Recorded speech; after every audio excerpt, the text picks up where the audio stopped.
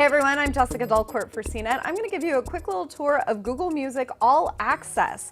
This is a new unlimited subscription part of the Google Music service. Now, before, you could just upload all your music onto Google Music, or you could buy songs and then play them all the time. With All Access, this is a paid subscription that also lets you stream and listen to music that you don't own. So it's a lot like Pandora, Spotify, Slacker Radio. So you've got a radio feature on here and a bunch of other things. I'm going to show you on this phone, but it will also work for Google Music on your desktop. Now let's get pricing out of the way. It's $9.99 per month, but there is a free 30-day trial. Also, if you get it before June 30th, it will only be $7.99 per month. So that's right about in line with Pandora's subscription service. However, there is no free music subscription if you want to use the radio features. There are some features you're going to recognize from Google Music before, like listening now, the basic layout, your library, and of course, playlists that you've created. So going into the radio mode, you can create new stations based on artists that you like or your favorite songs.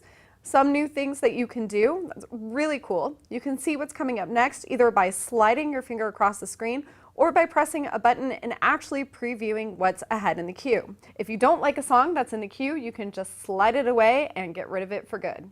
There's also this feature called Explore. There are some recommended stations, there are some featured stations, new releases.